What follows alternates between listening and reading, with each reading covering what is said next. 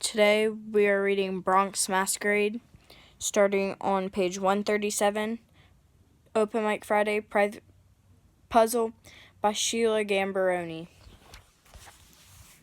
God must love puzzles, the way he scatters our pieces around the table of the world. Here, squares bathed in shadow appear to be the same, though each bears a different name. It's only on closer examination I learned that no two pieces are alike. Is that the plan? To force confrontation, investigation, communication? I raise my hand to ask, but I am told to move along. So I nudge through the crowd, scrape my shins, feel the crush of bone, moan a little, and then cry loud enough for anyone to hear. But still, I go on seeking an angular slot to slip myself into, someplace that feels like home. A friend points me to the podium. There, for a moment, the puzzle is done. We are now 18 syllables, a single poem.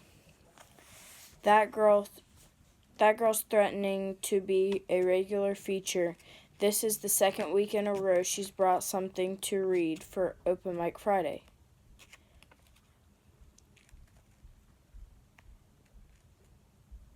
Except for me and Wesley, I don't think anybody's read 2 times in a row. But hey, she can read all she wants. At least she ain't talking that Africana mess no more. Good thing, too. Now even Judy Ann can stand to have her in the same room. If that girl ain't careful, someone might actually end up liking her. Janelle, page 140. Jojo asked me to marry him yesterday. When Tyrone heard me telling Loop that, he laughed his head off. Jojo is 8 years old. He is one of those kids I tutor at the public library. I was there yesterday helping him prepare for a math test when he suddenly cocked his head, looked up at me and said, "Miss Janelle, you're the most beautifulest lady on this whole planet." "Thanks, Jojo." "I've been thinking, Miss Janelle, maybe we should get married."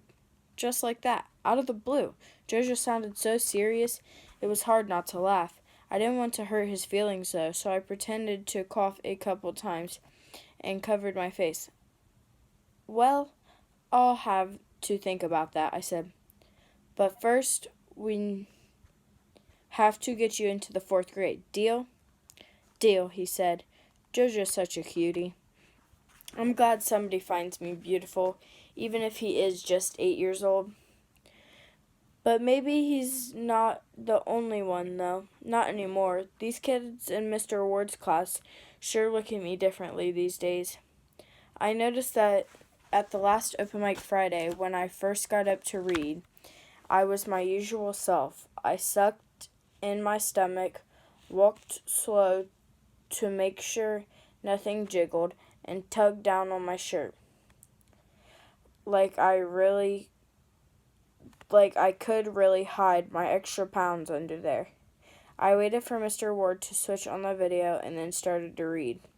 I looked up from the page a few times and noticed kids in the front row with their eyes closed, smiling. Amy and Tanisha nodded every now and then, like I said something familiar, something they understood. Judy Ann, Leslie, and Portia leaned forward so they could hear every word. Everybody really listened to what I had to say. Even the guys, Tyrone, Wesley, Steve, Raul, Devon, they all stared at me like I was something special, and nobody cared about the size of my body, not even me. Page 142, Open Mic, The Door, by Janelle Battelle. I've been busy lately, carving a door of words without a lock in sight. Your ear is the key that lets you into me. I am a secret I want to share. I swung my door open and say a prayer. Look around, take the tour. Fear hangs on the wall, and shame sometimes. Emotional dislocation too, but I am brave in my admission. Are you? When no one is looking, I check to see if anyone else seems as scared as me, or lonely, or shy, or insecure. Is it just me? I'm not sure. Is your heart like an onion too? Show me yours. I'll show you mine. We used to say, your turn, peel away. Tyrone, page 144. Janelle made it into the paper. I did too. In the group shot, looking all fuzzy, Devon was the only one got a close-up. They just love them pretty boys. That's okay. I got my name in there. Mr. Ward brought the paper to school and held it up for the class. Look at this headline, he said. Student poets bloom in the Bronx. That's you guys. I don't know who was prouder, us or Mr. Ward. He brought a few extra copies of the paper for the class and passed them around for anyone who hadn't seen it. I already bought my own, though. I had to specially since they quoted what I said about how our poetry gives us a release, how it helps us relate to one another. They said our stuff was energetic and rich in positive social messages. My mom's will frame this puppy for sure. I called the reporter this afternoon and thanked him for writing such a nice paper. I told him about our assembly. We'll be jammin', I told him. Why don't you come check us out? He said he'd tried to make it. Maybe we can get us another write-up out of this. You never know. Loop, page 146. I went to Janelle's this afternoon to study. Of course, before we could get started, she wanted to dish about Raoul. Him and me had our first date over the weekend. And as far as Janelle's concerned, it's the biggest news since we all had our pictures splashed across the local paper. I know she's been dying to find out what happened. She called me twice, but I was at the library. She left a message asking if we planned on doing a love poem duet for assembly in a few weeks. That girl's crazy. I am looking forward to our last open mic Friday, though. So, you finally went out with him, said Janelle. Yeah. Well, what? I bite my tongue to keep from laughing. I know this is killing her. What did you and Latin Loverboy do? We went to a movie. And what? We watched it, and he took me home. And nothing. Now can we please get to work? Girl, you are no fun anymore. All you want to do is work. Yeah, well, fun ain't going to get me through history or trig. Janelle stuck her tongue out at me and cracked open her history book, looking all disappointed. I balled up a piece of paper and threw it at her. She looked up surprised and threw it back, laughing. Then we settled down.